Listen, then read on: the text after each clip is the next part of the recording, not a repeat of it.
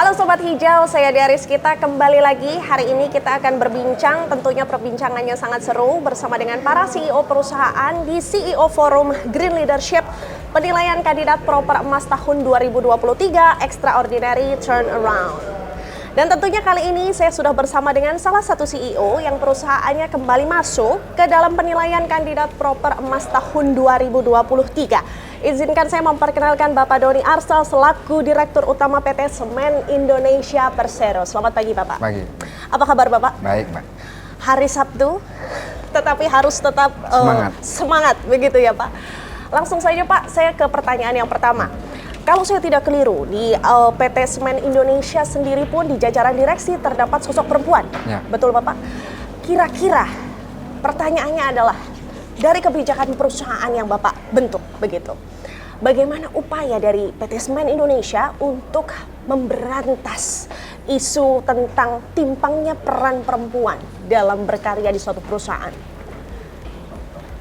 Ya, jadi kalau kita lihat dari 2019 ya talent perempuan yang ada di pimpinan puncak masih 10%, sekarang udah di 20%. Meningkat? Ya, meningkat signifikan.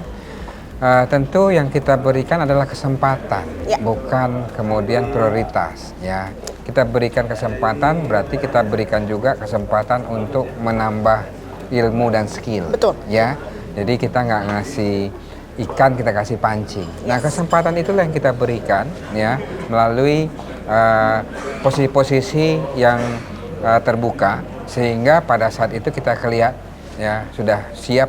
Ya, jadi memang dipersiapkan dulu.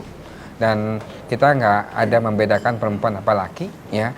Jadi itu yang kita dorong melalui program-program dan kesempatan untuk pengembangan diri, sehingga para perempuan bisa memiliki karir dan kesempatan yang sama dengan karyawan perempuan, dan kelihatan semakin lama semakin meningkat, Mbak. Ya. Saya setuju dengan Pak Doni bahwa perempuan tidak perlu diutamakan, tidak perlu diprioritaskan, tetapi hanya sebatas diberi kesempatan yang sama sehingga bisa sama-sama berkarya sesuai dengan skill dan kemampuannya, kesiapannya, begitu ya Pak Doni. Baik.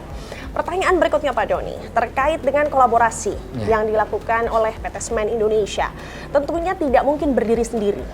Ada peran sumbangsih dari pemerintah, dari perusahaan, dan tentu juga dari masyarakat.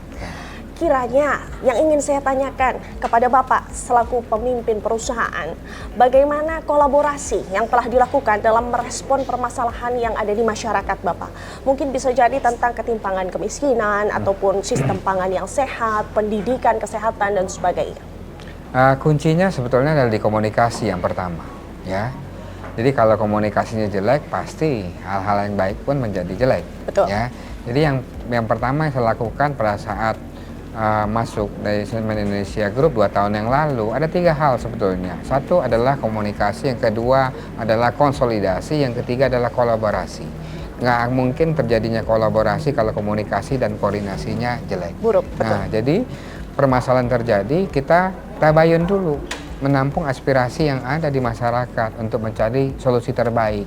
Kita nggak selalu bisa memenuhi 100% dari permintaan, karena juga perusahaan juga ada keterbatasan. Betul. Tapi apa yang kita provide itu mengadres apa yang mereka butuhkan selama ini. Dan alhamdulillah terlihat bahwa semakin kesininya performance dari perusahaan dan manfaat kepada masyarakat kan semakin baik. Nah, itu yang kita selalu pesankan, komunikasi, konsolidasi, dan kolaborasi. 3 hal itu yang kita perlu improve, ya, untuk memberikan hasil terbaik bagi perusahaan dan masyarakat. Selalu berawal dari sebuah komunikasi yang baik, hingga sampai akhirnya apapun yang diberikan oleh PT Semen Indonesia adalah jawaban atas kebutuhan, begitu ya Pak ya. Baik, terakhir dari saya Bapak, seperti yang tadi sudah kita singgung, ini hari Sabtu, tetapi Bapak menyempatkan diri untuk tetap semangat tadi presentasi di dalam, dan juga mau ngobrol bersama saya di kesempatan ini.